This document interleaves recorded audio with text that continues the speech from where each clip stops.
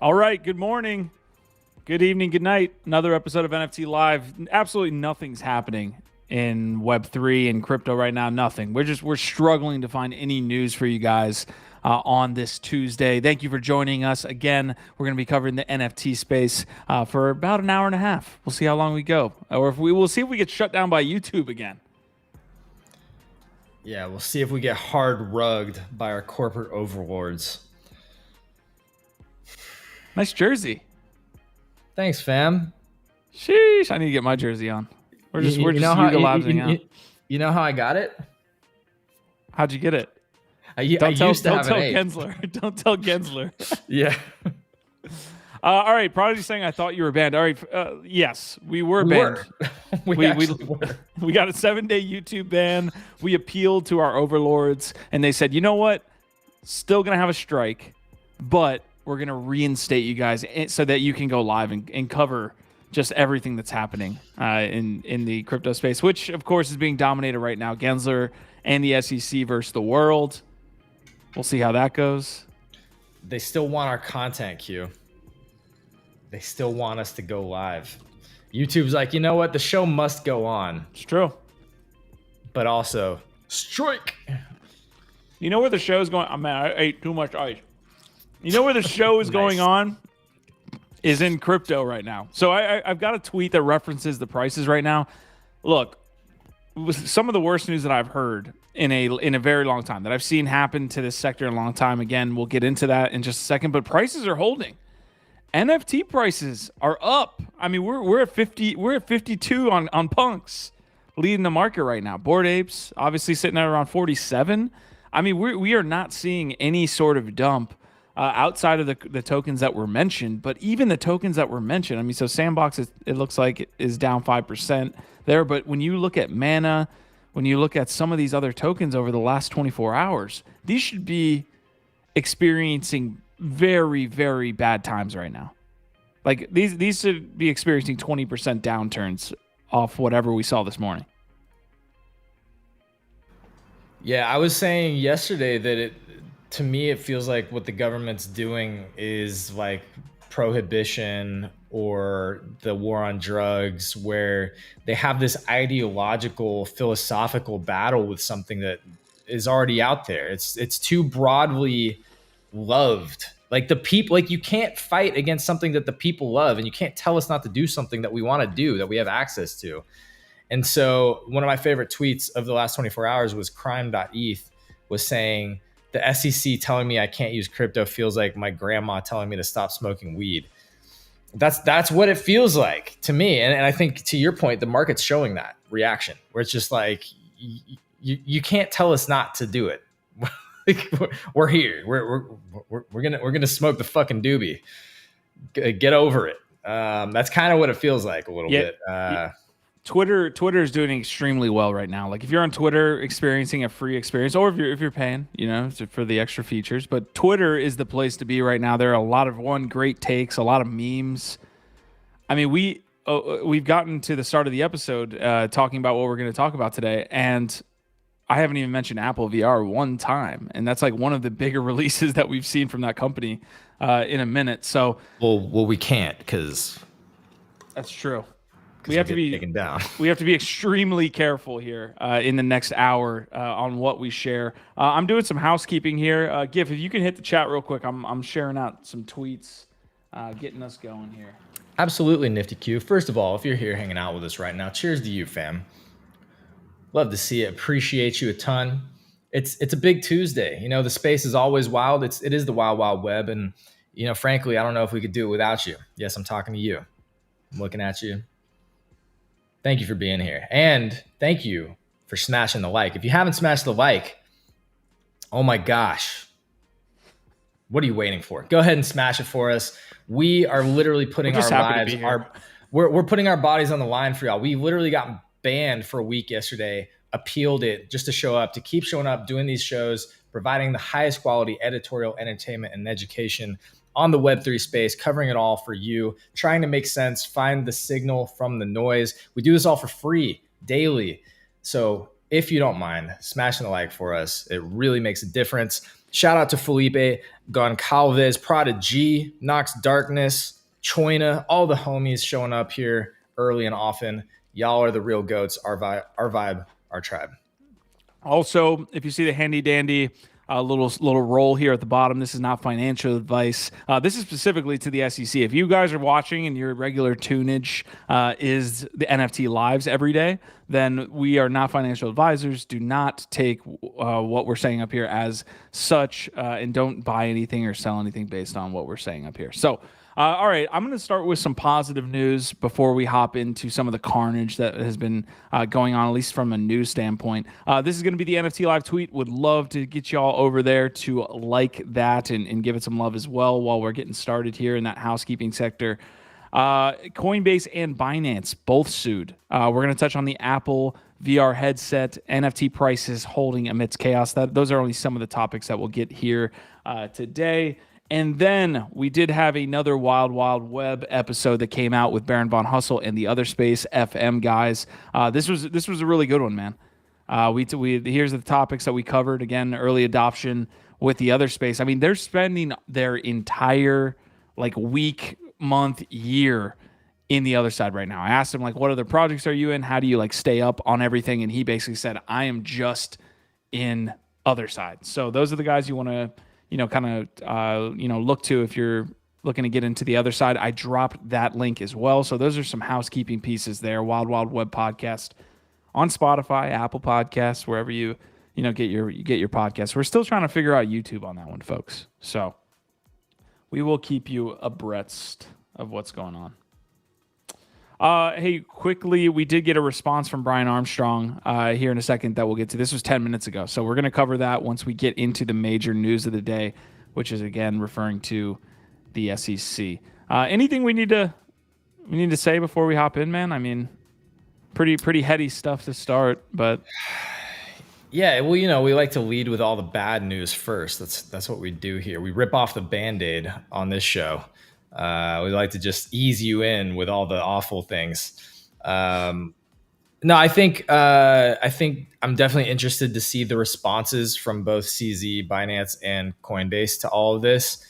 I think that I say this a lot because, again, I think that there's a little bit too much pettiness and short-sightedness in the space sometimes. And, people shitting on different projects or leading collections or whatever marketplace they don't use to try and make themselves look cooler or better. But this is a moment for unity, right? I think that's what's been really exciting so far. I will just say it has felt good to see some of the leaders stepping up and saying, look, this is clearly we are facing an existential ideological enemy here that's attacking all of us. We need to come together and rally and figure out how do we respond to this together as a united front. That's really exciting to me. And yeah, it goes back to what I say all the time, which is, whether or not you like Coinbase, whether or not you like Yuga Labs or even Binance at this point, we need these people. We need them to win legal battles for the whole space. We need them to win and do well because these are the biggest companies in the entire space now. Yuga Labs, Coinbase, Binance. There's nobody else that has the resources to take on the SEC. There's nobody else. This is the front. They are on the front lines for all of us. So we should be all supporting that. That's all I have to say. Yeah, we had the morning show. Obviously, this morning we were covering a lot of this stuff, and the question came up that how does this affect NFTs and which projects are going to be affected? And frankly, Bored Apes are going to be in that crosshair of the SEC whenever that does come, right? The SEC is obviously slow moving. The government bodies have been slow moving, so they're in crypto right now, and will continue to be. This is the first time that I've seen major moves on a big exchange like Coinbase. It's just been words a lot of the times. This is a full-on filing against the Coinbase here. So the question then becomes, what happens to NFTs in the short term? It's looking like not much. Like the price wars haven't reacted to Binance, which has been a whole 24 to 48 hours. And now Coinbase, we haven't seen a massive sell off. I do want to pull up one tweet that I saw this morning related to this, if I can find it, from Lol DeFi, who I think encapsulates, like, at least short-term price action, encapsulates my thoughts on what might happen. So I'm going to pull that up real quick, just to lay some context. So it's right here. Bottom or canoodling exchanges front liquidating shorts before inevitable minus 30%. What that means is this the bottom? For NFTs and more likely for just crypto. And so we're going to go up from here. Or are exchanges doing some interesting things here where they're going to wick out some of these longs or some of these shorts? So if the price action goes up, you're going to get people that are shorting this news. You can liquidate them pretty easily because everyone's going to load up on shorts during a news segment like Coinbase is suing the SEC or SEC suing Coinbase. So that's really where we sit right now. You're either in one or two groups. Was this like kind of a dead cat bounce where we're going to, bounce up and then go down 30%, or is this truly the bottom? And I think that encapsulates at least my thoughts on where we are right now. And I lean towards hey, we're going to go down after this. Like, there's no way that we can hold price floors in an environment like this, but the market's saying opposite. Too soon to tell, maybe.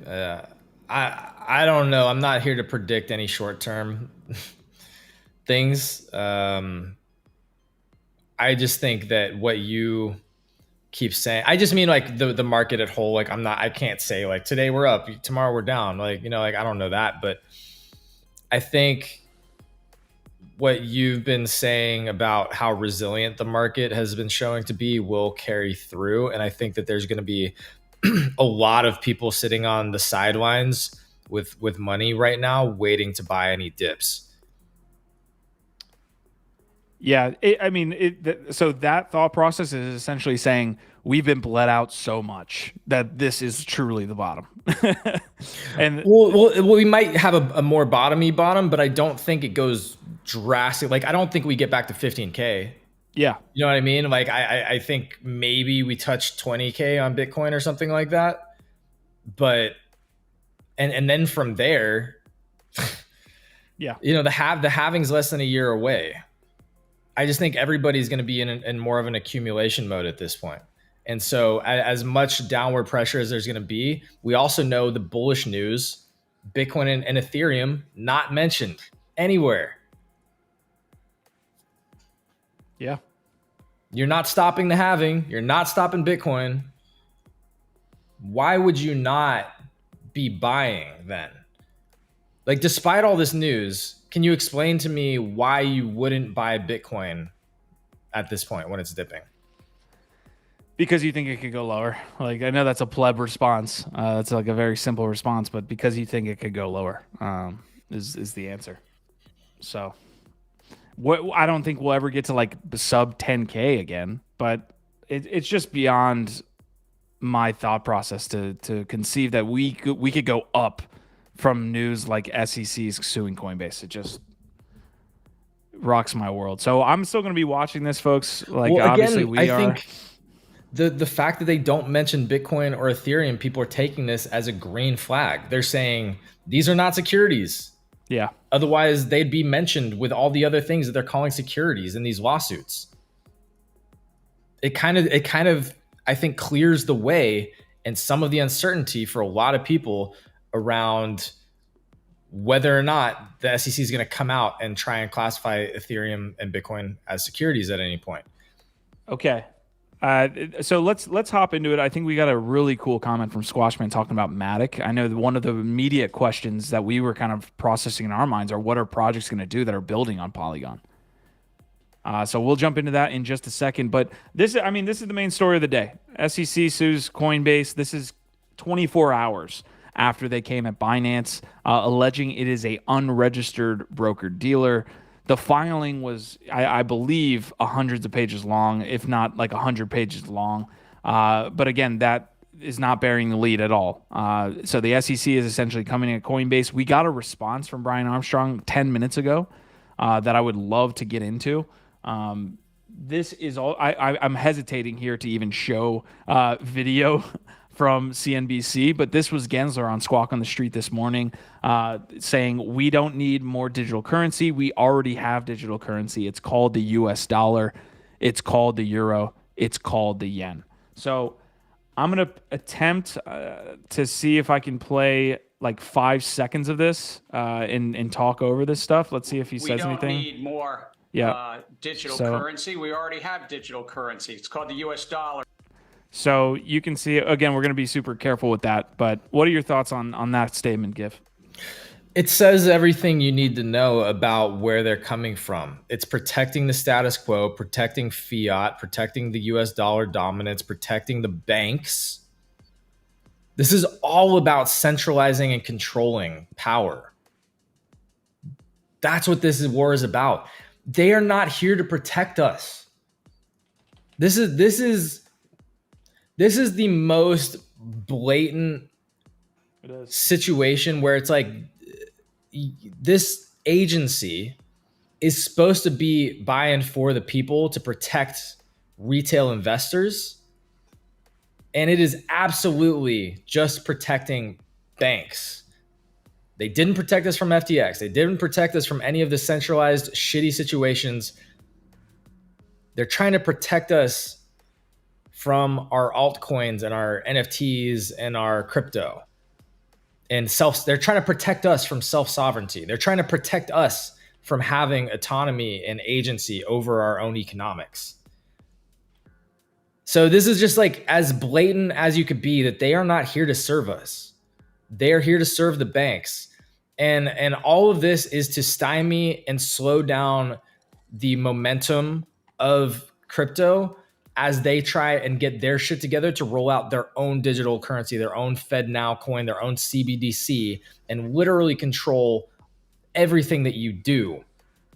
And, you know, again, I know you don't love Charles Hoskinson, but he basically was saying like what they're working on and trying to get to, if that happens, the CBDC and all this is a dystopia that would make 1984 look like a vacation. Basically, he's saying like, just know that what they're trying to do here is the opposite of self-sovereignty and agency and owning your own wallet, right? They want to control it all.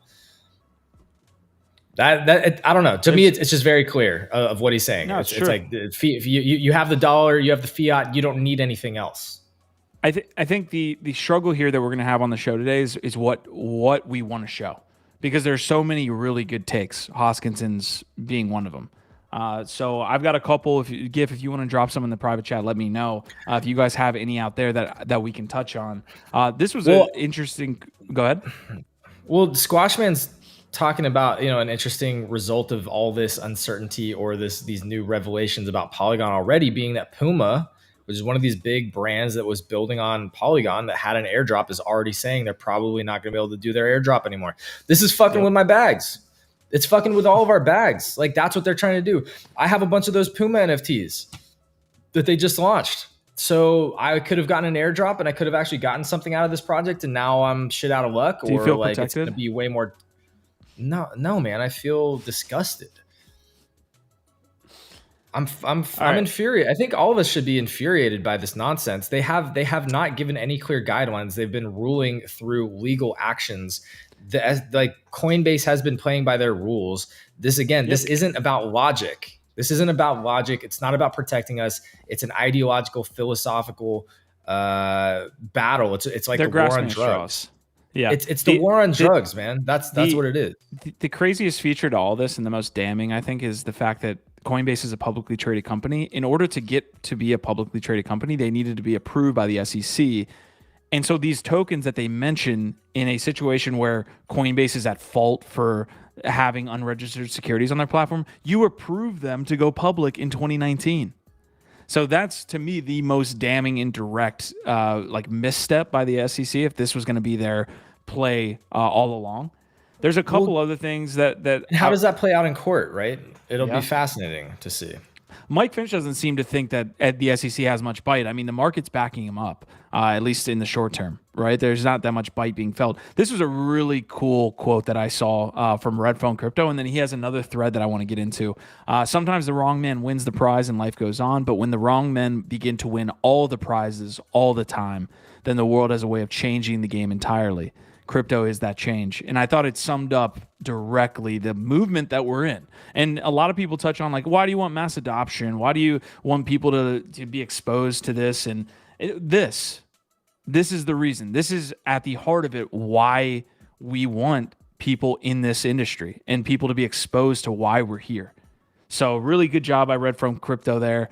I've got another thread that I haven't even gone through. Like I've been through multiple of his other threads, but I really know this one's going to be good. So thoughts on the SEC versus Coinbase. The SEC looks outdated as AF, like horse breeders in the age of the Model T. The SEC rarely ever protects the plebs. It protects the powers that be, banks, TradeFi, and most importantly, itself. We're witnessing the SEC's fight for relevance in a changing world. Many crypto job postings have the same unspoken requirement: candidate must not be in the U.S. The SEC literally forcing innovation off its own soil. It's the worst imaginable outcome. I'm not even sure I could think of a way to accelerate U.S. irrelevancy faster. It's not the SEC's fault per se. The need for a legislative framework that protects everything that makes crypto unique and beneficial has never been more apparent. The SEC has too much power on the global stage. See yesterday's news, i.e. Binance. It's an unwholesome, anti-competitive, and monopolistic system that's beginning to buckle. Actions like today's accelerate the massive redistribution of power already underway. When I talk to Asian crypto devs and bring up the SEC, I'm often met with blank looks, shrugs, or even goofy grins. They know that what U.S. regulators seem to have forgotten is the U.S. doesn't own them. The SEC's fight for relevance extends to all the levels of the government as we shift towards multipolarity and the U.S. debt burden begins backing the country into a corner. Once upon a time, the U.S. was a beacon of innovation. The smartest minds flocked to its shores. Today, we're witnessing the opposite. The diaspora has begun, and brilliant minds drift off like seeds of light in search of fertile ground. I mean, that's such a more brilliant and articulate way to explain what I was saying recently, that this battle that they're waging to drive away innovation could have like generational impacts on the US. It's called a brain drain. That's part of it. But you're also losing capital, like not just intellectual capital, technological innovation. You're losing real resources and capital, and all the smartest, young, innovative people and all the entrepreneurs and all the businesses that could be part of this. If they all fucking say, fuck the US, we're done, we're out of here, and move to places that are being more friendly to that innovation, that type of diaspora, as he calls it, that vacuum or that hole that you can leave in an entire generation can echo for generations to come. Like the US could literally lose its foothold on being a leader for generations because this is such a revolutionary technology that has such big implications, right? Like if you think this is like a small thing to lose out on one of the biggest revolutions of our lifetime and have a country basically try and fight it and lose to the rest of the world. I don't know, man. This, you know, people like to make analogies to like the Roman Empire. You know what I mean? It's like bad leadership leads to bad results. Yeah. And I'll say this though, in terms of like, fuck it, for myself, I'm already going to be looking abroad at this point, just because I think there's got to be better opportunities elsewhere. This shit's crazy to me. But I will say I feel very confident that whether or not the SEC like totally fucks up and hurts the US, that crypto's not going to die. Like, you know, we were kind of being tongue in cheek with our headline of like, did the SEC just kill crypto today on GM Web3? I don't think it can at this point. And I think that, to me, again, having lived through the war on drugs and seeing how that turned out now, I think that this could be a much more expeditious loss. Like I think within a few years of battling this, that they realize that they fucked up real bad. Yeah. And yeah, just the fact that it is a global phenomenon, it's already out there. There's too many other people around the world that are willing to take up that mantle and replace the US as a leader in innovation, as a spot, to build. I feel pretty confident that regardless of what happens in the US with the SEC over the next couple of years, there's going to be adoption continuing around the world. Yeah. I keep bringing up this like short-term market price situation because what it's doing is showing you an example of what you just talked about, that there is some pushback or there is some resiliency built into the network, and we'll see if that continues to hold. But like that is a big FU to what the SEC is trying to do, which is kill all of these tokens. At the end of the day, that's what they want. They just want their CBDCs. They just want their euros. And they don't believe in new technology and in new ways to use that, i.e. creating assets that are both financial and have utility.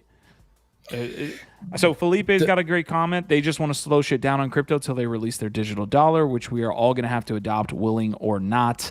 Prodigy saying, I bet anything people in the US, in the SEC got coins and they're not going to F their bags up. And Knox is saying Canada is just quietly kicking the exchanges out and making it harder to buy crypto with fiat. Yeah.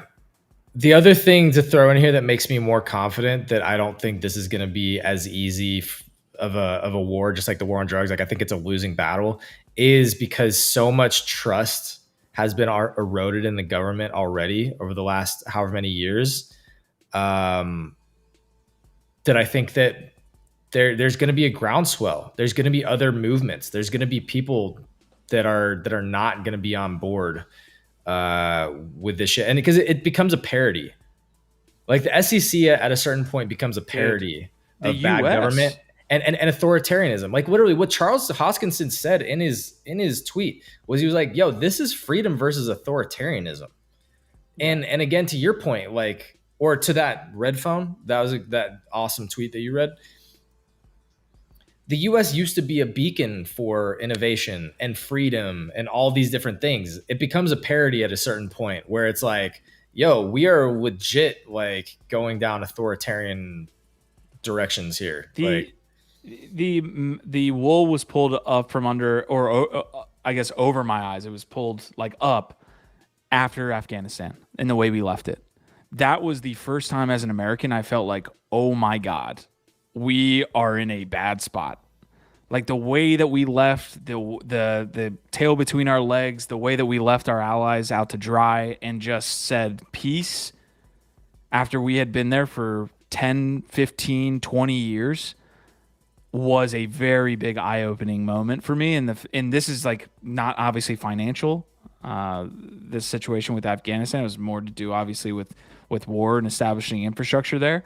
But that whole scenario was a very big moment for myself as an American, saying some things are not going right here. Like and now they're pushing offshore their smartest minds, and you look at it and it's like, holy shit, there's like multiple check boxes being filled up here. So hey, I want to end it here, or at least Red Phone's thread. I think we can stay in this a little bit longer, especially I want to cover Brian Armstrong's tweet in response to the SEC. You can either believe that A, crypto is a Ponzi with no benefits, or centralized stocks, bankings, rails, and payment transfers, or crypto and smart contracts are fundamentally different and rewriting the way global financial systems operate before our eyes. I think that's a great way to explain the difference between people who believe in it and people who don't. It's a very strong line in the sand, and these people fall obviously in part A. You can either hide your head in the sand and pretend like this shit isn't a revolutionary technology changing the world around you, or you can get on fucking board and be part of the change and actually like make a difference and matter and be relevant. This is actually, I think, a funny segue for a little bit more lighthearted take, which is the tweet that I shared. Let me look at it. because this, in my opinion, this is what mass adoption looks like, which is a bunch of angry middle-aged gamers kicking and screaming about the fact that NFTs are being Trojan horsed into their beloved Madden NFL video games, being called something else, like digital assets. And so, yeah, maybe we can just play like a little bit of this. But basically, this is a clip from some famous gaming YouTubers. It's called the Angry Joe Show, and they're realizing that Nike and EA are Trojan horsing NFTs here, and that it might actually be successful, and they are not happy. Spend money. We want you to build Nike's digital first community. And it's Nike pushing this after I liked them after watching Air and Air Jordan and Dude, the cope. That's the such cope. a simp take. After Bro, I the liked cope. Nike. I loved Air. I love Ben Affleck. How Oh my dare they? God. How dare they pollute my games with NFTs? And now I feel betrayed. Fuck Nike. So can't wait. They're going to be in all the EA Sports games. Though Andrew Wilson earlier this month said, This guy just cannot believe that they would put NFTs into Madden. He's just like, no way. At the end there, he goes, I'm going to do an official boycott. This is going to be an official boycott. It's like, dude. Again, this is putting your head in the sand, pretending like NFTs are evil for some reason, because you read some headline from several years ago. You have no idea what the technology is even. But it's hilarious to watch people come to terms with it. And it is like the one thing that they get right is they call it a Trojan horse. And it's exactly what Reddit did. Reddit's community was anti-NFTs. And then they called them digital collectibles, and they gave you some cute avatars. Now they fucking love that shit. And that is, I think, what's going to end up happening here. This is the Trojan horse for a lot of gamers when they just started getting seamlessly integrated with cool utilities into their favorite games. Yeah. Yeah, and they're going to be the ones that are. That was a great look at across the whole spectrum of gaming, what the reaction will be, and eventually they'll just either come to terms with it or move on. And there will always be a subsect of games that don't have NFTs. It's going to happen. Yeah, but I think it's a very specific, like, middle-aged, angry gamer audience that is actually upset. Yeah. Like, I don't think You're right. I don't think You're Gen right. Z gives that much of a shit. I don't think Gen Alpha or whatever, the even younger gamers, they're not gonna fucking care. Yeah.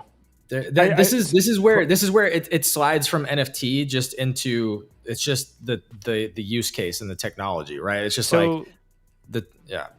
Yeah, Nox Darkness is saying 100% agree. U.S. is making itself irrelevant in the tech space. Project saying, I mean, CSGO has been selling knives and stuff. That's a really good. We were talking about Trojan horses. That's a really good way, and I hate to put it on the money aspect of it. You know, like I don't want to just say, oh, you know, NFTs in our games, it's all about making a bag.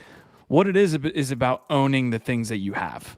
Like, at the end of the day, if that thing happens to be worth 130 grand, it's worth 130 grand. But the idea is that you own it and not the company that has full control. In the same way that we're talking about owning your own assets with Bitcoin, or owning your own data. Like, all of this stuff is about ownership, not primarily about the dollar sign, which is what these old fucking gamers don't understand, because they've had the wool pulled over their eyes for so long. It's been 100% take rate for their entire existence.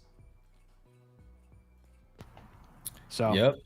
All right, I'm going to get back. Last tweet here on Red Phone. Just like I admire CZ, I admire the hell out of Brian Armstrong. That's the CEO, co-founder of Coinbase. He's a quiet weapon, one with a big stick, professional, precise, yet willing to roll the dice. These legal battles are an unnecessary distraction, moving us sideways when we should be moving forward. So let's get into it. Let's see what Brian had to say. This came out right as we went live, like people like to do. They like to put out all their greatest stuff for us right after we press end, but at least Brian said, hey, look, we're right before NFT Live, so I might as well put the tweet out. All right, regarding the SEC complaint against us today, we're proud to represent the industry in court to finally get some clarity around crypto rules. Remember, the SEC reviewed our business and allowed us to become a public company in 2021. There is no path to come in and register. We tried repeatedly. So we don't list securities. We reject the vast majority of assets we review. The SEC and CFTC have made conflicting statements and don't even agree on what is a security and what is a commodity. This is why the U.S. Congress is introducing new legislation to fix the situation, and the rest of the world is moving to put clear rules in place to support this tech. Instead of publishing a clear rulebook, the SEC is taking a regulation by enforcement approach that is harming America. So if we need to avail ourselves of the courts to get clarity, so be it. By the way, in case it's not obvious, the Coinbase suit is very different from others out there. The complaint filed against us is exclusively focused on what is or is not a security, and we are confident in our facts and the law. We'll get the job done. In the meantime, let's all keep moving forward and building as an industry. America will get this right in the end. Really, again, to Red Phone's point on Brian Armstrong, that was a really, one well put together thread in response to the SEC. But the fact that he's saying, let's build in America still, and not saying, hey, we're going to get the hell out of here, screw these guys. That was, he ended it with saying, we're building in America. We need that type of leadership here. So, you know what? How important this is, I think, can't be understated. I think, again, this is going to go down as like some really big shit in the history of like innovation and technology. This is going to be in the history books. I think there's absolutely going to be films and documentaries and history books written about this shit that's happening right now. And yeah, shout out Brian Armstrong. I did just share some also really interesting perspective from the global standpoint of what's going on with other countries right now, is that they're all looking at the US, seeing an opportunity. They're all saying like, yeah, keep going sideways and we're going to run forward and capture this opportunity. So this from web3kc.eth, basically summarizing a new report coming out of the UK in twofold way here. He says the UK must urgently develop a clear regulatory framework, and the UK should move within a finite window of opportunity within the next 12 to 18 months to ensure early leadership within the sector. This is what the other governments are doing. And we also know that recently the EU just passed like some of the most innovative crypto legislation that's ever been created to try and get some of this clarity. And, France is over here already just like inviting all the crypto companies to come there. So again, while the US fumbles the bag, everybody else in the world is going to be licking their lips, looking for ways to court all of the brains, all the money, all the resources, all the tech onto their shores. So I'm going to try my best to pull up some other tweets around this topic. Again, Twitter is the place to be when it comes to seeing responses from around the industry. This is CZ's, who obviously Binance was affected by an SEC suit as well. If you have to pick a fight with everyone, maybe you are the one at fault. Cameron Winklevoss saying being sued by the SEC used to mean you probably did something wrong. Now it means you're probably doing something right. This is so that, first of all, great comments there. The one with CZ specifically, if you have to pick a fight with everyone, maybe you're the one at fault. This again, it just smacks of the war on drugs to me. Like, you cannot win a war against something that is so broadly accepted and enjoyed. You can't attack everybody. You know what I mean? It's like there's too many, it's too decentralized, it's too distributed, it's global. There's too many people out there. It's technology that people enjoy. Yeah. You're not gonna fucking win that war fighting everybody. So this is why I'm just like, and again, I think they probably know this and they're just trying to slow it down to gain more control over the situation. That's probably what they're doing. I'm sure they're smart enough to know that they can't stop it. The tinfoil hat theory, right? The Marty McFly theory is that there's a cabal that's running this. So you sit here and you ask, why are they being so stupid? But maybe they're just being dumb. Like a stupid kid is in the chat saying gamer hate against NFT is the most short-sighted, uninformed opinion I've seen in crypto. You can transmute that onto what the SEC is doing for broad crypto regulation right now. It's the most short-sighted, uninformed opinion I've ever seen. But when you put on your tinfoil cap and you say, hey, the powers that be, the true powers that be, that do not have any exposure to crypto, don't want it to be a thing. And that's why it looks so stupid. Think about people who, again, had, I love the Model T horse analogy that was put earlier, but you could use it to like really, people that have entrenched, I guess, aligned investments in things that they don't have any exposure to what's going to supplant them. They're going to fight tooth and nail, and it's going to look stupid. And so that's kind of where we're at right now. I got a couple other tweets that I want to show here as well. I hope Brian Armstrong and Coinbase go to court with the SEC and just make them look fucking foolish. I hope they just mop the fucking floor with them and make it. I hope they make an example out of the SEC.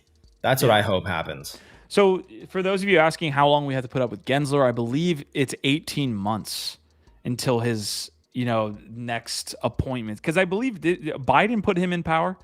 Is that because they're not elected officials? The SEC is no. Not I think elected. they're assigned as like part of a cabinet type of situation, and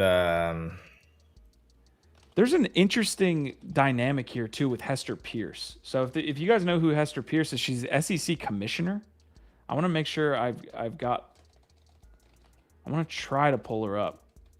I'm not spelling her name right. I would love to see what the SEC commissioner, because she's been like, I believe we call her like crypto mom. Like that's her nickname. So there's this dynamic where the SEC is coming after crypto, but also there's people within the SEC that are also staunch defenders of blockchain technology. So there's going to be people coming in and younger people that get it. It's, so I'm not surprised that there's already maybe some conflict within their ranks of people that are not all bought in on this fucking anti-crypto train. Yeah. I don't know. Again, I think it just speaks to the fact that you can't win this war. So that's probably not I think, Prodigy's saying, there's always some reason to all of this stuff. And I think that's probably the case. I don't think trying to make sense out of it logically is what we should do. It's just like they have an agenda, which is trying to launch their own FedNow coin and maintain as much control as they can. But the repercussions and the damage that you do to us, to the community, to society, to America, while you are enacting that strategy, can be really devastating.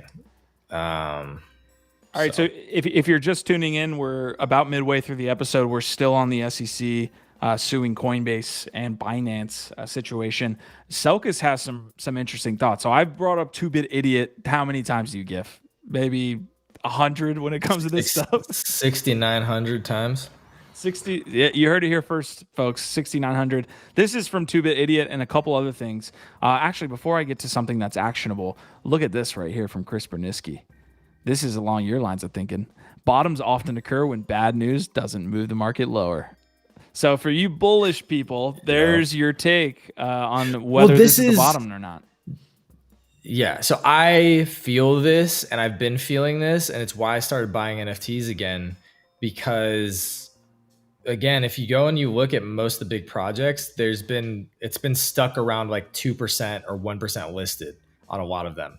So it's just like you've gotten to a point where there's just holders. It doesn't matter what you say. It can't get any worse for most of these people, and they're just going to keep holding because they're not going to sell any lower.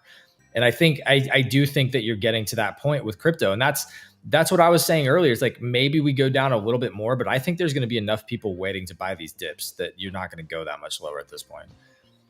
I'm going to throw up a poll here. Not financial advice, fam. Yeah, not financial advice.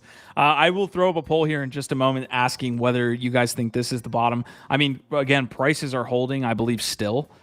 So we have to look at that and see it. Choina is saying, correct me if I'm wrong. not exactly my realm of expertise. If Coinbase were to successfully defend themselves against the SEC, would that not set precedent for future litigation attempts by the SEC? Yes, that is what precedent means. And that's why I want to see Coinbase and Brian Armstrong mop the fucking floor with them, because you would be making an example and set really important precedents. This is what, like, Choina, what you just said about the precedent setting, this is what we've been saying, trying to explain about why we need Yuga Labs to win, why we need Coinbase to win, why we need Binance to win, because these set precedents for the entire space. This sets the foundation for all legal proceedings that come in the future. Like these are big deals. And that's, again, why I was just kind of, maybe it sounded dumb or like crazy.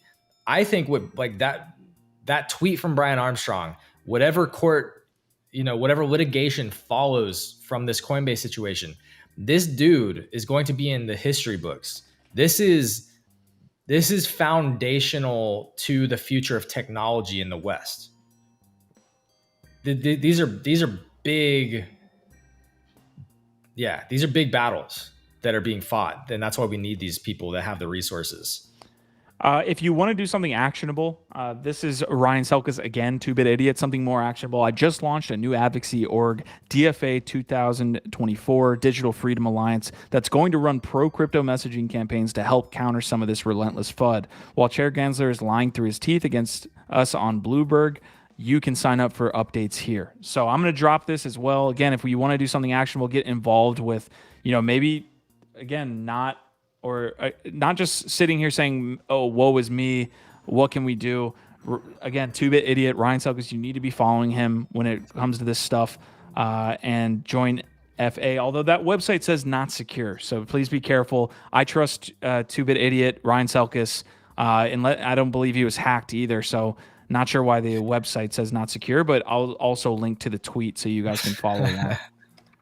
There's also Lobby 3. From Lobby Andrew 3. Yang. So yeah, there are different lobbies popping up to, fight the fight on Capitol Hill for crypto. And this one specifically to counter, the negative messaging, counter program. So yeah, if you can donate, I've been saying it's been around. It's been around for a couple of years. Yeah. I've been saying for the last year how important these upcoming election cycles are for anybody in this community. I'm a single vote, single issue voter. Activist. Yes, yeah. There it is. No, I am too. 100%. Yeah. So we all should be paying attention to who's actually legitimately interested in crypto and innovation, who's pro innovation and entrepreneurship, who is actually focused on the tech, understands the tech. This is why that one, what's his name? We've shown his clips several times. What's that one representative? Can't think of his name right now. Oh yeah. It's going to escape me. But there's representatives that have already been planting their flag and building their brand on this effectively, because there's not many on Capitol Hill right now that actually understand and the value of the technology. The cost effective saying this live stream might be a security. It is. It's absolutely a security. And if we do get shut down again, you know what? We tried our best, fam. That'll be the end for us probably. We've done our service. We're doing what we can, and we appreciate y'all for sticking it out with us. Arm in arm with Brian Armstrong of Coinbase here. Let's see. Eric Voorhees. This will be the last one, I think. There might be a couple others, but this is the last one from like the heavy hitters here. Eric Voorhees, the founder of Shapeshift. Was here early days Bitcoin, 2010 days. We shall realize with time that it makes little sense to ask permission from those who hate us. Permission will not be forthcoming, and permission is not necessary. Our raison d'etre, hopefully I said that. Raison d'etre.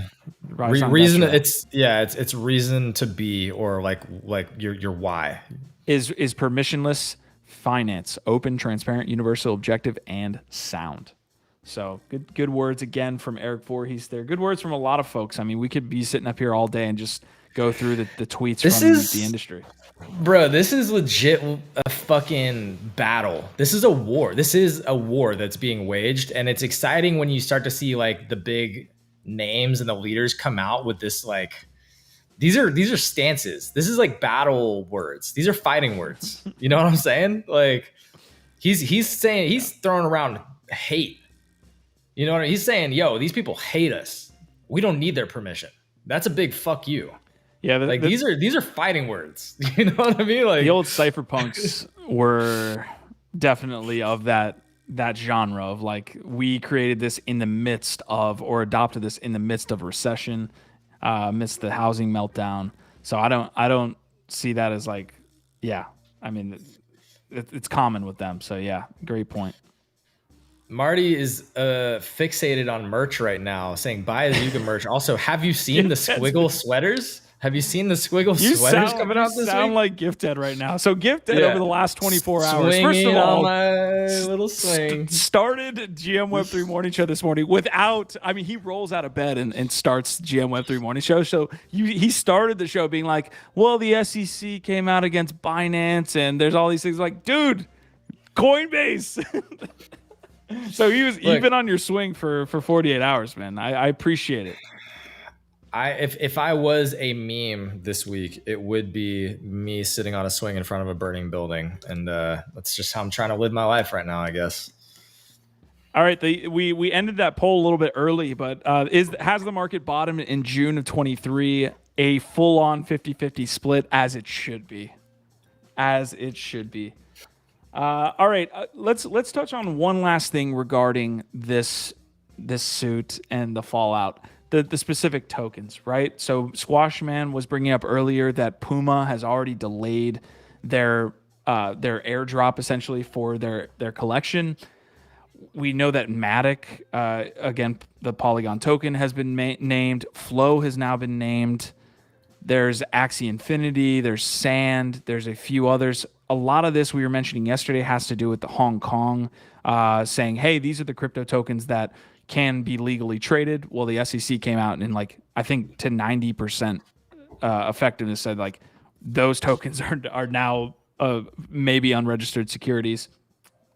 So that might have been a reason on the short term for those being listed. But what other tokens can be listed? Don't think that this is the end of this. Do not think that, oh, these are the ones that they listed, so that's the only ones that they're targeting. ETH and Bitcoin were not listed initially, which is definitely bullish long term. You have a tweet from Tur Dempster, who's another guy that, you guys are going to butcher my saying of Tur's name, but Ethereum not mentioned as a security in today's SEC lawsuit. What is mentioned is the charge is Coinbase's ETH staking service, which the SEC says is an unregistered security offering in violation of the Section 5 of the Securities Act, which I'm sure was from 1925 or something like that, that they're breaking the law on. So ETH and Bitcoin not mentioned. NFTs, of course, not mentioned yet. ApeCoin has come up in our chat as well. Marty's saying, is ApeCoin a security? There are legitimate cases or legitimate features of ApeCoin that can easily put them within the mark of what they're trying to do. The fact that this clip is going to end up in an SEC filing. Just that's true. Yeah. Just stop, bro. There are look, I hate to be like, I don't want to sit up here and be a fucking maxi about it. That's my problem with this. I can sit up here and be like, oh, Ape will never be, and no way. And the fact is, Yuga has put themselves in the crosshairs. Like, there's no other way to put it. The fact that they launched a token when other NFT collections said, we're going to kind of postpone this and wait this out. The fact that they have it as a yielding asset, having your NFTs be yielding assets that yield their ApeCoin, that was distributed in certain ways when it first launched. They didn't have an ICO for it. That seems to be the one thing. I think Andy James mentioned that this morning. Like, if you launch as an ICO, which I believe Matic did, that's going to put you in the crosshairs for what you're trying to do with your project and falling under these guidelines. I will end this statement by saying Ape is definitely going to be under scrutiny here in the next 1 to 2 years. I firmly believe that. And it's because they have put themselves out there. They didn't have to launch Ape. You know? Well, I think what Squashman's saying is that the precedents really matter here. If the SEC is being smart and strategic, which I think they probably are, they are probably going after the ones that not only could the Hong Kong, opening up be part of it, like, but they might be going after ones that they feel like they have the strongest case against, because then they set precedents, right? That is the important part of this. If they get some favorable rulings declaring these things securities, they can gain momentum. They can say, all right, now here's the next batch. And it'll be much easier for them to make those cases if they have favorable rulings. So, yeah, I think if the SEC doesn't get some good favorable rulings on these recent announcements, it becomes much harder for them to go after Ape. It becomes much harder for them to go after some of these other things. But I think to your point, there's probably going to be a lot of them that get scrutinized either way. And Yuga's lawyered up pretty heavily. Like I'm not familiar with the New York-based attorneys, but they are lawyered up pretty heavily and have been since before they launched ApeCoin. Squashman saying something that's really great as well. I am the belief that coins can be securities at issuance, but later can evolve to not be securities. We need precedents or framework to make that set itself. There's the rub. Like that I kind of believe with it. I kind of believe in that, or that they can be simultaneously securities and not securities. I know that sounds ridiculous, but under the framework that we have today, that's the conundrum we find ourselves in. Yeah. Is that it's an asset that can't be explained. It's like us trying to explain I don't want to get into it, but go ahead. And it's like, when you're talking to the SEC about crypto, it's like trying to explain an iPhone to, a founding father or something. Like they don't get it. It does not compute. Choina is saying, I remember Coinbase started a Stand with Crypto campaign not long ago where you could mint an NFT and add a shield to your Twitter handle, sign up as an advocate. So that's cool. I did see like a video or something about that. That could be another interesting way to get involved, that hopefully they keep that going. I'm sure they will, given these recent revelations. Yeah. A security is what the SEC says is a security, basically. Feels good, man. Anyway, all right. Okay. Any other things? Do we want to wallow in this much longer? I don't know. I'm feeling almost burnt out on talking about this. Well, we've been talking about it for an hour, so I don't think that we've been talking about it all morning. That is also fair, but some days we're gonna have to lock in and put our feet in the sand on this one. All right, you're not having a worse day than this guy. I was looking at NFT statistics, and he was commenting on this tweet from Cirrus NFT. Wildest thing I've seen in NFTs so far this year. Some absolute DEGEN made 1,000 ETH from 5 ETH on a gambling website, used the winnings to overpay for 10 BAYCs, immediately took loans on them to gamble more, then lost it all and defaulted on all the apes within a single month. So this guy round tripped from 5 to 1,000 ETH all the way back to 0. And so if you're having a bad week, think about that man, whoever he may be. RIP. Pour one out for the homies. It's that's the risk of first of all, greed. I've been guilty of this. We've all been guilty of it. You get ahead of steam, you get a big W, you get some wins, you start feeling like, here's my next play. If I just keep pouring money into some coin, it's gonna fucking 5x, 10x, and you start taking out leverage on that. This is the danger of Blend, of NFT-Fi, of thinking that what's going to happen with these highly speculative JPEGs. Look, man, I know what it feels like to take L's. We all do. Trust me. Trust me on that one. I just don't want to verbalize it right now. I've got a tear in my eye. All right. NFC Statistics is also saying, why do I always struggle with this man's name? Blur had almost 20% fewer unique NFT buyers in May than they did in November, which was the first full month after launch. So Blur seeing a little bit less trading activity on the platform. I know some of this had to do with gas here, but not. Yeah, I mean, some of that's still in that gas range. When did gas start to get good again?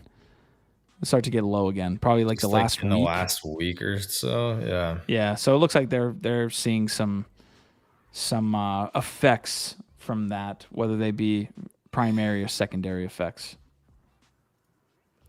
All right. What's up? Yeah. I don't have too much to add, so we can keep it going. Solid take. All right. We've got Kevin. If you didn't think today could get crazy, Kevin might be evolving. What? Pixelmon. What? This morning, attention, all Kevin holders. We will be calling a vote on Snapshot in 48 hours to decide if Kevin should get an evolution. So Kevin might be evolving, folks. You already know my answer. What's the answer? An icon as he is, he should never evolve. He should stay. Kevin should be Kevin. You know. So Gifted's going to vote no. Good thing he doesn't have a Kevin, all you Kevin holders, because he would have voted no. What do we have here? I'm just sharing some different things. Oh, this is like, I don't know if how much we're gonna get into Vision Pro. I was gonna start to share some of my okay. favorite takes. That's no Vision Pro yet.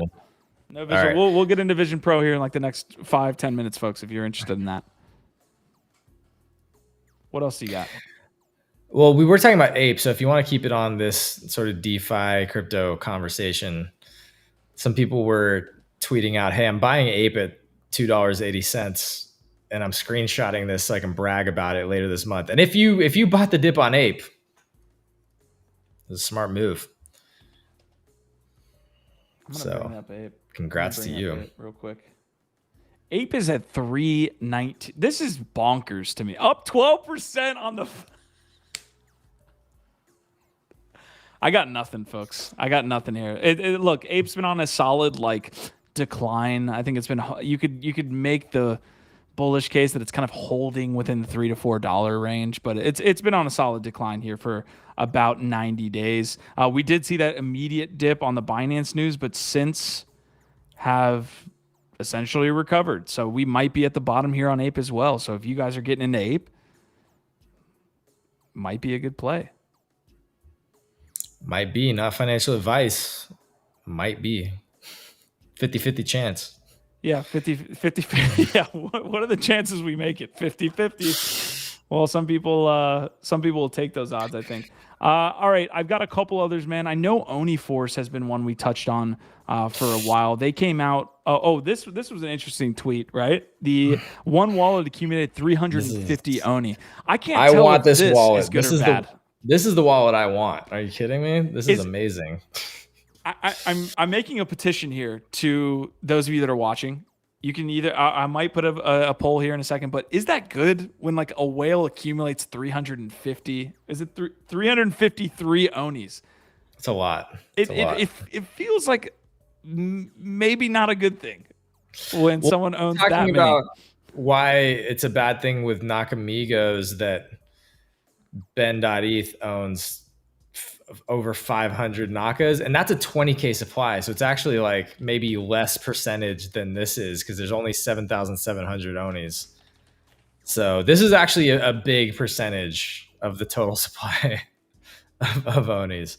So yes, you could argue this is dangerous because this person might have a sell price, where they dump them all, and then that makes it very volatile. However, I doubt that this person's just going to dump them all for a loss or at a low price. Like, I'm pretty sure that you would buy in like this because you're trying to hold for a little while and see it appreciate. It's good and bad, man. It's good and bad. So they had another space as well while we're on the OniForce piece. Ordinals. This came out in their major town hall. Oni Day. Yeah. Please, Marty, do not.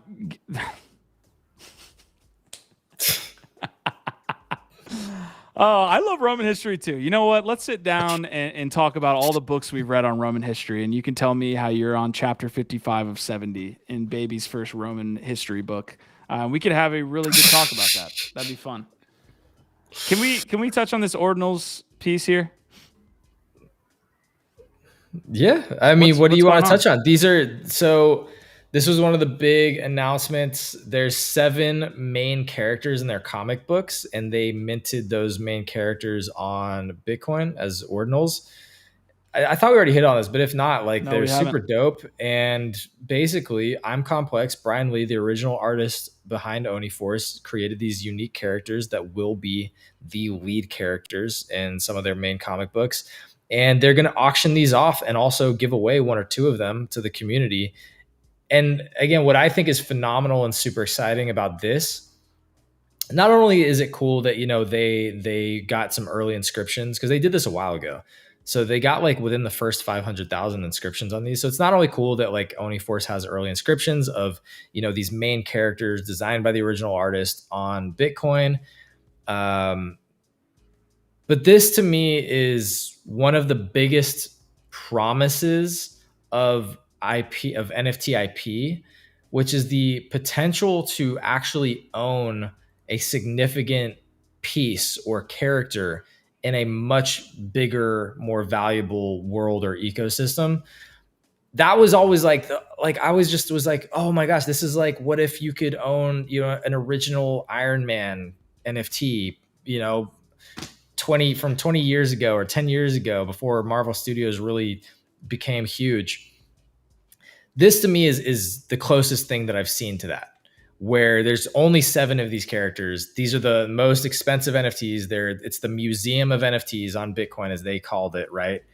And there's only 7. They're one of ones. You could own one of these original 7 characters before it gets established as a global brand, you know, before it takes off to that next level.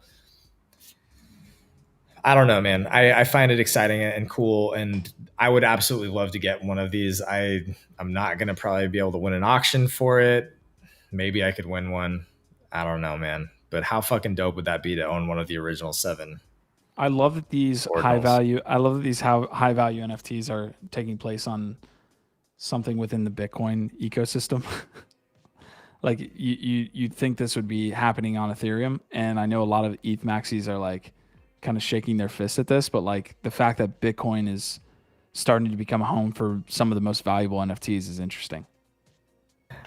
And I think the sense that I've gotten is that, like, I know initially there was a lot of negativity around that, people being uncertain, because especially it was hurting the fees on the network, which it has a global impact for people that use the network for things like, you know, everyday transactions. And I know we saw that there were some devs like talking in back channels about like trying to shut it down. But the sense that I've gotten is that most Bitcoiners are kind of coming around to the idea. Like, again, like I feel like they're shifting on NFTs a little bit.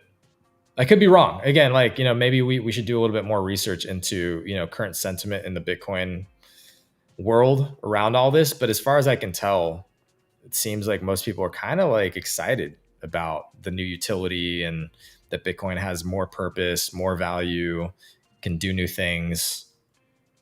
And that, yeah, the innovation has been kind of needed. Like, I've heard people saying like, look, Bitcoin was kind of stale. It wasn't doing anything. And then other people, obviously the purists, are like, well, it's not supposed to. That's the whole point. You know, it's like, yeah. Yeah. It's still interesting that we had a Bitcoin ordinals like maxi on in February talking about all of the Bitcoin NFTs that were starting to be transcribed. And I found out his name, by the way. It's Mark. Yeah, it's Mark. Transcribed. Yeah, a little Mark. So we actually got it. All right, moving on. We're going to get to the, I think we end with the Apple VR headset. This was I played Maple Story, so this was a big story to me. When I was growing up, Maple Story was a pretty fun kind of like RPG. I don't know if you'd call it an MMO. I guess you could, but it was in the 2D environment. But Maple Story, I don't know if you can see this, but what's in this animation? Doodles. Rainbow puke. So Maple Story universe, why not add some wonderful colors of Doodles? Tag your Doodles friends you want to visit Orbis with. So I don't have much info on this, but when Maple Story, when one of the games you played growing up as a child adds a NFT collection that you own, it is definitely something that caught my eye. It's a move from Doodles. Is this still a popular game? I doubt it. I doubt it's I mean, I could probably look up the game or like the user base if you really want to know. Oh, I'm just curious, like how big. I mean, it's cool. It's cool. I don't know how big of a deal it is. I'm not super familiar with Maple Story, so I'm just trying to understand, potential reach or impact of something like this. Daily player count of Maple Story is 300,000 with a total player base of 5,800,000. Nice. Okay, that's cool. I mean, it struck a chord with you, so I mean, but you also have Doodles already, so had some personal provenance. Shout out Maple Story, you guys are great. I had this story from Awagachi. I don't know, Choina, you're attending here, so if you can give us some other updates, I would also love to get in touch with Coder Dan to get him on the Wild Wild Web podcast. That would be a dope interview. But Awagachi plans to go 3D with new mobile games and more. Man, this move towards not pixelated characters to tell the story of your IP is interesting. Interesting timing here. It's especially interesting because they like maintain certain pixelated characteristics, like the eyes and the mouth and the cheeks and shit. Like it's an interesting mix of trying to keep the fidelity to the original while also making it more accessible and consumable and interesting as like high quality graphics. Yeah, it's interesting. In the latest blog post, Awagachi has announced a slew of exciting updates, which includes 3D gameplay and migration of the Gotchiverse. While the team has accomplished a lot first half 23, Awagachi is now looking to further improve its meta gameplay experience. Players can expect 3D Gotchis to make their appearance with AR VR compatibility. Gotchi Guardians, a 3D tower defense game, and the Gotchiverse serves as home of the Awagachis, is also switching to a new game engine. Dude, Gachi Gang just keeps building. Yeah, they do. And I still feel like it's really under the radar. Yeah. Do you think that people just don't really care, or they don't know about it, or like it's just the marketing is still not quite there? Like, what do you think's going on? Because we talk about it quite a bit. It's Polygon, probably. Oh yeah, Polygon. What does that mean now? My most simple answer to the question of why Awagachi isn't popular is probably because they've been on Polygon, and also their founders are not shit posters and kind of like grifters essentially, because the space rewards that, right? Like the founders of Awagachi are pretty dev heavy, and that doesn't come through well on Twitter sometimes, I think, in the way that people want it to go over well. Yeah, it's just the communications and the marketing. Yeah, man, because I got several gotchas now. I'm very bullish. And they just keep building. They just keep doing their thing. I appreciate that. All right, shout other out, people. Shout out Gotcha Gang. Yeah, dude. Probably the most visited of the founders here on the network. So we appreciate those guys over at Awagachi. Pixelcraft Studios have purposely not gone in on mass marketing yet. All right, Troy, I see you. I see you. Okay, look, this is the next biggest story. It would take up a whole week of conversation if not for Gensler, but Apple releasing the VR headset, reviving the metaverse is kind of the question that's being thrown out there. They didn't mention metaverse at all, but it feels like that's the conversation happening right now. Is this product going to take us into a usable metaverse? Not an ownable metaverse. I don't think they'll, be a big staunch NFT supporters, but Apple Vision Pro, does it get us into, and does it bring the metaverse narrative back is kind of where my head was going. I wanna stop using the word metaverse. I'm so done with the word metaverse. I don't think it's helping. I think they know that too, which is no, I think NFTs is still a little bit more useful because like an NFT is a very specific thing. Yes. The metaverse is fucking a million things. It's just confusing. It's like the immersive internet. Yeah, it is. It is the internet. That is what the metaverse is. It's kind of like it's kind of like that whole thing, like, you know, AI, metaverse, crypto, it's all the same thing. It's like, yeah, metaverse doesn't mean anything. It means something to me, damn it. So what I think is that this is showing a way forward for the spatial web or the internet of the future. Where is immersive internet technology and experience going? Better than what Meta did? Way better? Like if you compared this demo and this interface and experience with Mark Zuckerberg's demos, I mean, I just don't even think they're in the same realm. Like, I just think what they did is they actually showed the future for this technology way better, and they're just doing it better. And so, yes, in that regard, they are bringing more belief back to the quote unquote metaverse narrative. But I think the metaverse narrative, by and large, was all hype and confusion now. Like in retrospect, the more that I'm looking at it, it's like, dude, nobody ever knew what the metaverse even was. They just used it as a marketing term to sell you on fucking digital real estate, where they could build something maybe that might at one day matter. You know, like I push back on that only because of the, I guess, provenance of where it came from, right? The book Snow Crash, and I believe his name is Neil Stevenson. I need to get his name correct, but he coined the term metaverse, and it had a lot to do with the first thoughts about Ready Player One and how we would interact in the future. I get that it was convoluted and people took the fucking term and used it to their advantage to raise millions of dollars. I get that, but I have a hard time leaving it because of its provenance. Okay.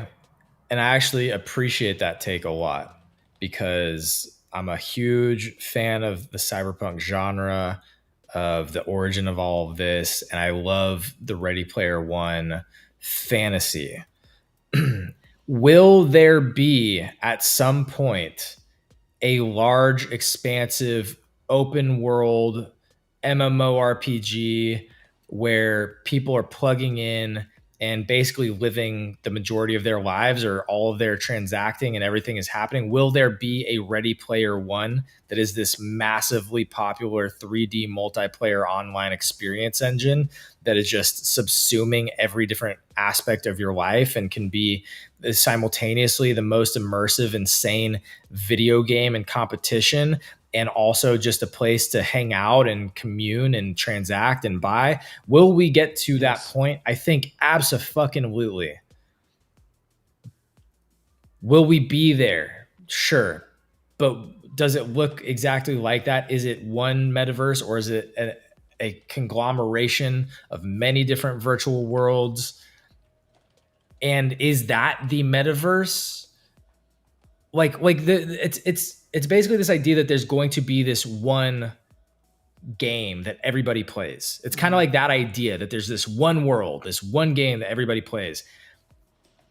And I just don't know that that's a realistic thing right now, right? Well, I think we got caught up in that.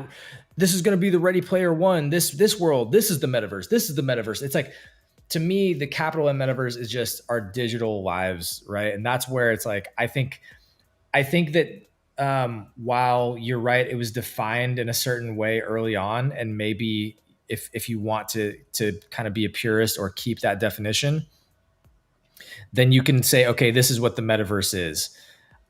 I think it needs to be redefined and updated, or to me, it doesn't make sense, because I don't think we're there. There's a way to think about it, and then there's a way to market it, right? Like, I'm not necessarily going to be marketing this when we talk up here, you know, and that's a good point. Like, we have to be conscious of our verbiage. I think we do a great job of that as we've gotten more experience. We've realized, like, hey, we need to be talking about these things in the right way. So while the metaverse is in my mind, that I'm not going to be talking to it with my friends like that, you know? So, yeah. Right now, the metaverse is still just this fuzzy, vague idea of of an open world Ready Player One thing that doesn't exist. And trying to sell me that your startup token is going to be land in the metaverse is just marketing bullshit. Yeah. Well, there were no. So Arclegger really opened my mind to this when I sat down with him 2 weeks ago on the podcast, and he was saying that like the metaverse, how we will look at it eventually, like you're saying, it's not going to be one game, to your point, but the games need to be interconnected. Like, and that's what we were missing. There was no interconnectivity between an Other Side and a Sandbox and a Somnium and a Voxels. And once there is connection between those, then you'll start seeing the foundations of what we would call that. What we would call that. So What we would call the metaverse. This massive interoperable experience of all these different things coming together in a seamless way. Okay, so then wouldn't you say that the original definition set forth with the conceptualization through these, books of Snow Crash and Ready Player One that needs to be updated? No, I think we just interpreted it differently. I need to go back and read the book. Like, did he say that it was all coming from one platform building like one game? I think Ready Player One, like you can just think about the movie even more recently is what the book's about, which is there's a single company that owns the world. And I can't. The Oasis, is that what it's called? Like there's one game, there's one metaverse, there's one. I think there were a lot of games in that. I think like if you rewatch Ready Player One, there's different One, parts of it. Yeah. But you're logging into one thing. To me, it's just like the internet, Apple. though, really. Yeah. Well, You're maybe it's logging into Apple. Apple. Exactly. Yeah, it might be Apple. Meta. I mean, look, Meta's trying to be it, but like clearly they didn't get it the first time around.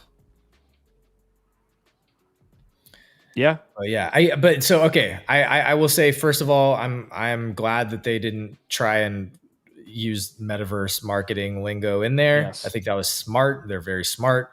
I do think though that whatever this sort of metaverse interest is being reinvigorated because it's showing the future for spatial web, the internet with these 3D immersive environments and augmented VR, AR, VR. So yes, but also I kind of just am over the whole metaverse narrative or using that to describe. Look, dude, it got completely bastardized. I totally get it. Yeah. Like we sat in it in the froth that was. Yeah. We're raising a metaverse. Like the fucking like. I'm sorry, Super Yetis, but you're not building a metaverse. You know what I mean? But like, so I get it. Like you're almost. It's almost like we've been tasting the same sweet for so long that it's become like bland, and it's like stop. So I don't want any more of that. So I get that. Is there actually a Squiggle sweater? And apparently, yeah. I mean, he keeps bringing it up. Let's see if we can find it. Do you like the design of this as well? Before I go into the Squiggle sweater, I think it's a great question. I think the design is amazing for what they're trying to do, which is I think focus in on creating like next level future interaction, human computer interaction. And they're trying to make sure that the experience and the interface and the devs can happen. I think Animate Dead made a good point when he said, this is for devs. This isn't really for retail. Like this is for the serious builders that want to get in early, get in and use this, like see how impressive the tech is and figure out what they can do with it. Because this is one thing that Apple's always been great at is they create an unparalleled interface and then the marketplace with all the different applications for that operating system, for that hardware, for that interface. Was that and sorry, no. So what they're going to do is this is going to be the time that all of the companies, the agencies, the developers, the hardcore tech fans, the builders, they're going to want this. They're going to get their hands on it to be early to start creating things. And then that's how you get all of the awesome applications that are like in the App Store, right? That's what Apple's always done really well. They courted the developers. They made it really, really awesome and easy for them to create apps in their iOS. That, like I'm talking about the iPhone right now. That's what they're doing right now. Is they've got to get devs, they've got to get content, they've got to get applications built for this thing, and they've got to get people invested in it. And so this is for the devs to show how high quality this technology is and the experience that you can create with it. And so this is kind of like a beta demo. And then the more retail friendly, slimmed down, sleeker version is going to come in the 2.0 or 3.0. So that's what I think this is. I think this will be a next level of the human computer interaction where you don't need a mouse. You don't need any sort of handheld. You literally just Minority Report with your fucking hands and use your eyes. That's a fucking game. This is a paradigm shift in human computer interaction. And once the devs figure out how to work with that, you're going to start to see crazy things being fucking created in the next versions of this. So yeah, so it's a snorkel. It's a little bit too big still to be really user friendly or really practical outside of your living room still or your office. But I think that's where they get to in the next iterations as the technology continues to get more powerful and more compact, and they really button in the interaction and the interface, and they get more of the apps. This shit's gonna be fucking insane. I agree with all the takes there. I also think that the feature that stood out the most, again, was the cordless or like the remoteless control, right? Like having your eyes and only your hands connect like to that interface was stood out. Prodigy, I appreciate you bringing or keeping me, under control here with the sharing of the stream. I thought maybe the volume was the main key there, but maybe it's also, the visuals. So I'll definitely keep out. We're still streaming, which is good. This is another stream.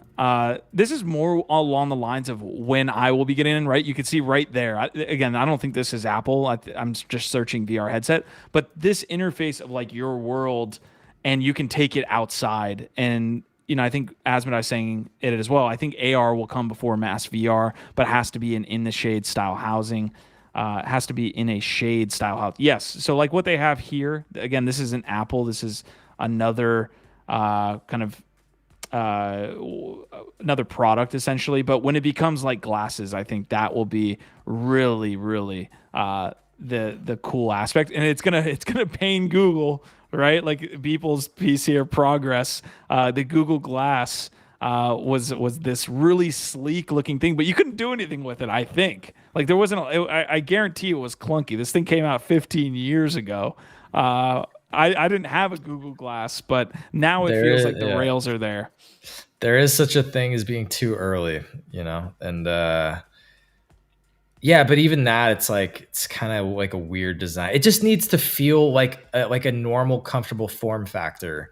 Yeah, like just glasses, like sunglasses, right? It just needs to be like fucking sunglasses or something that look cool, feel comfortable, and that's where you're gonna get. And maybe it's like a little like maybe the next one's like more like goggles, like the 90s goggles come back. Like they're still not like just like really compact, but like they're getting more compact into like just a cool goggle design. Yeah. But this is still like a snorkel. So I don't think we're there yet. But again, this is more of a beta to show off the tech and get the devs building with them. Like just think about the win here. If all of the fucking devs decide to go with Apple instead of Facebook, instead of Meta, that's like, this is such a win. This is like, again, it's the brain drain. It's the importance of having the human capital, the intellectual capital, the resources, all of that building on your system. That's what it's about. So they just wiped the floor with Meta's demo and showed the future, and all the devs now are going to get these hands on them, and they're going to say, yo, this is where we need to build. Yeah. And then there will obviously be all of these concerns with ownership in that environment. That's, we're in NFTs, and we've seen products on the Apple Store now get accepted and like have some sort of token integration. Hopefully that continues. That 30-40% markup feels good, man. So I'm running the poll here. I'm going to end it in just the next 30 seconds. So if you're going to buy a VR headset, Marty's saying he's going to buy 2 goggles, 1 to use and 1 to sell in 50 years. That's actually that's great financial advice. Actually, no, it's not financial advice, but I might do the same. So if you're confused, I'm confused too. I'm getting to as well whenever this happens, potentially. You follow me, Gifted?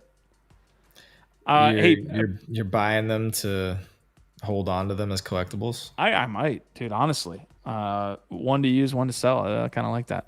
Hey, a picture says 1,000 words. Did I say that correctly? I thought this was pretty cool. Oh my God. So we're going to have the iPhone on our face. I know another topic of conversation as we wrap up this show. Another topic of conversation that was dope is like, what does this do to display companies, right? Like screen companies. Yeah. And even the MacBook. Like they're going to obviously be selling that simultaneously with this, but you know, if you can just pull the screen off of your screen, then what's the use? Yeah. Well, again, we're looking a couple of years out, but you can see where this is going, which is if all you need is a simple portable headset that, you know, is basically the cost of an iPhone. Let's say it gets under $1,500. If you get a super high powerful, sleek, cool, stylish, you know, set of sunglasses that is basically your portable computer and phone all in one, like I would absolutely pay. Like if it can replace needing a MacBook and a TV and all these other, even my phone, I would pay $1,500. You know what I mean? Like, so if it gets under, I think that $1,500, close to $1,000, at that point, screen manufacturers, like for retail TV screens and also monitors for computers, and also to your point, laptops, all these things start to become obsolete. Now, will there still be, you know, times when you want a screen and places where you still need that? Yeah, for a while. But when these things become the norm and everybody's got one, and they are also cheap enough that you can have them at locations that people can just like, oh yeah, here, borrow this one, use this one. Everybody just sits there with their, you know, with their headset on and just has this shared experience. Yeah. Yeah. We have internal biases about this. One of the things that you said that would make you buy this, like the original one, that's $3,500, and the poll said 75% of people are not buying this headset, was gaming.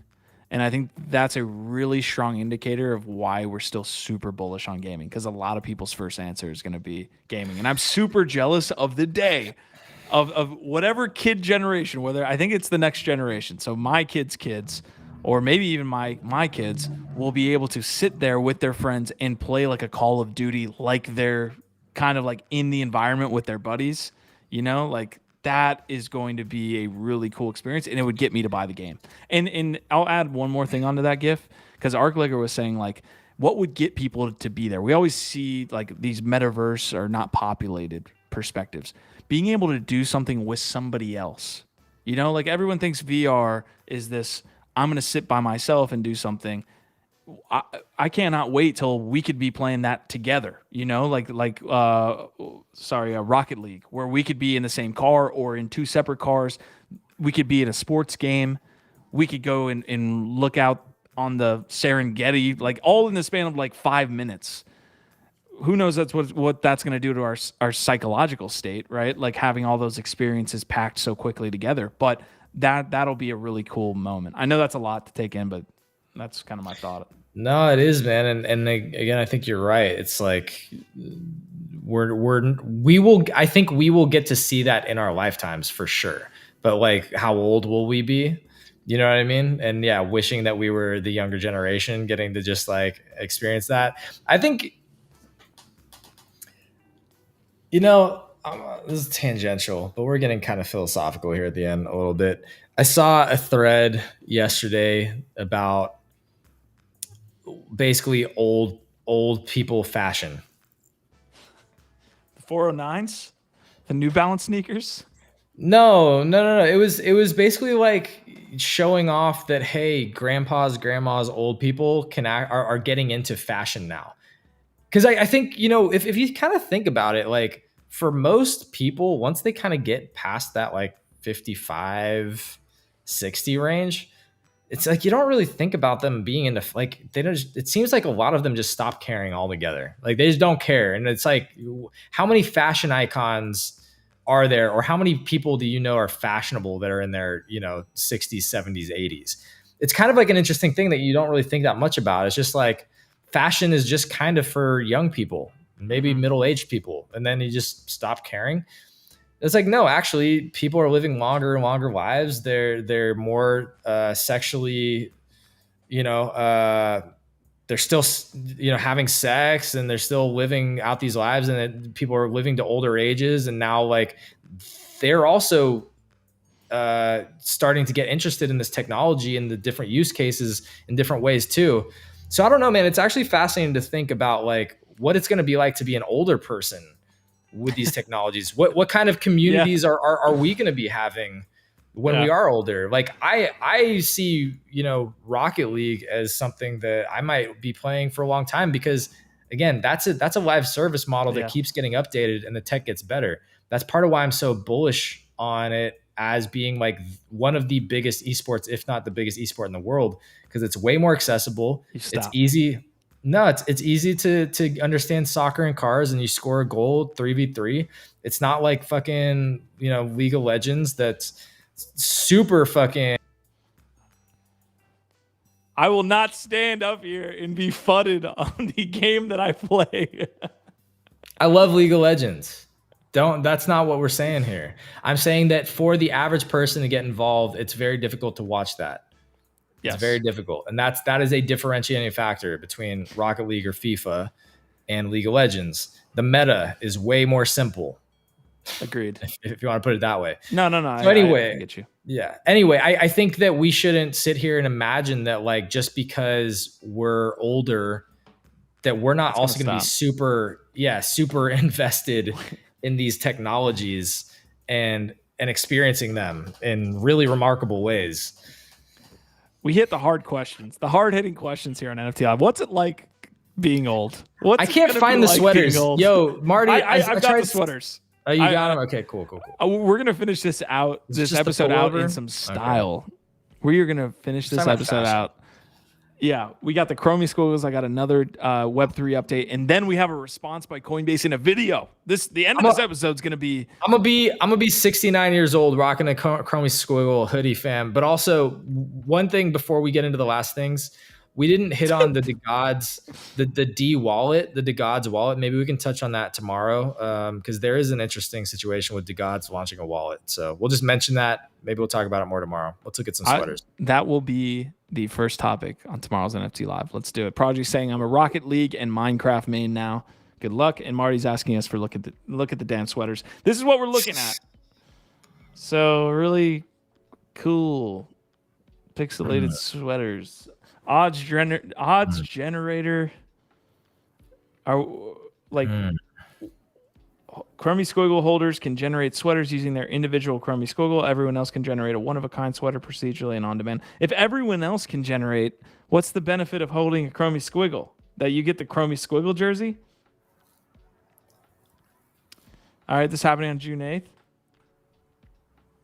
Oh, okay, so it turns into a real sweater. All right, thank Jesus. I thought it was just the pixelated sweater because I need more merch. Well, it looks like the Chromie Squiggles holders get one for free, but then everybody else has to mint. Is that the situation? I'm trying to break it down.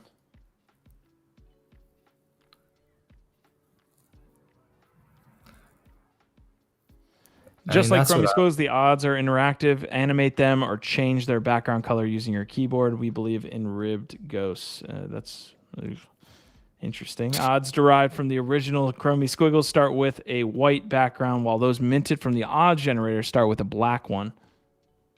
Each unique odds digital object can then redeem a unique odds physical sweater handmade by Waste Yarn Project. The sweaters are created from surplus dead stock yarns. Okay, so here's a look at the actual picks. Let's see. I mean, some of these are pretty cool. I don't like all of them for sure, but there's definitely some of them that look neat. This guy's face is kind of cracking me Are up. baggy jeans back in? And just like They are, yo. I saw Justin Bieber wearing Jinkos yesterday. I was like, oh, Jinkos are back. Style, fashion. Wait, can we go back up to the sweaters? I want to go look at them again. The ones on the right. I think I like the ones on the right actually the most. They're like the top base coloring. Yeah, the ones that just have like sort of like a couple different squares of cool colors that work well together. I think they look kind of Prodigy neat. has some interesting things to say. Some of them are garbage. I think these are going to be very, very expensive, weird sweaters for sure. Look at the that's a interesting material there. You see that? Got a fuzzy one. Oh, they got NFC chips. It looks like this is a really cool activation. I'm not gonna lie. Yeah, embedded NFC chips. Yeah, nice. They did a good job here. I don't know. Digital. Let's go. Yeah, more physical activations. Let's have them. No, this is next level, man. This is cool. This is pushing what Phygital can be and how the community can interact with it and get custom, designs. So there's fuzzy squiggles. It's from a fuzzy, different than a slinky, and so on. So the actual material changes as well. That's neat. Sheesh. This is pretty cool. So definitely. I don't own a squiggle. How much am I paying for this? Prodigy's asking the right question. All right. We are going to get to the bottom of this one here tomorrow. I would actually like to buy this. This is June 8th, so we have 2 days to mull over this. As long as they're not a crazy amount. I mean, squiggles, physicals, that's pretty dope. I don't see a price. That's the catch. Oh, here we go. 0.33. Oof. Oh. It hurts. Do I get to keep the digital, or do I have to burn it? I don't know. I get a discount. I'm guessing that these sell out though. Yeah, $999 for sure. All right, we're gonna end out the episode, folks, on some heat from Coinbase. This is gonna be dope. We are not gonna get banned either by YouTube. All right, Wild Wild Web again. Check this episode out. I just talked with Baron Von Hustle. He's a dope guy, been around for a long time in the NFT space. We touched on everything other spaces. How to build shared IP was a really cool one as well. He's doing a great job there. What he's building in the other side as well. So that is going to be it, man. That's going to be today's episode. We're going to go out with the Coinbase animated video. I'm super excited about their response. They've been on the ball with everything. Please leave a like on today's episode. Y'all were awesome per usual. We will be back tomorrow. Hopefully there's no other Coinbase. Hopefully there's no other Kraken gets sued by the SEC. Hopefully we just have a nice day. They can't hold us down, Q. They tried. They tried to cancel us yesterday. They can't stop this. So thank y'all for continuing to show up and be here with us as we do our best to make sense of all this crazy crypto stuff. But yeah, they tried to stop us yesterday, but we back. We here. OVOT, I need cowboy hats tomorrow so I can screenshot it. Fun episode. Thank you guys so much. Appreciate it. We will be back tomorrow. I can't promise that we'll be back in cowboy hats, but maybe. We'll see. All right, this is from Coinbase. Brian Armstrong, you're the GOAT. Coinbase, you guys are awesome. Let's see their response to the SEC in video form. Peace, y'all.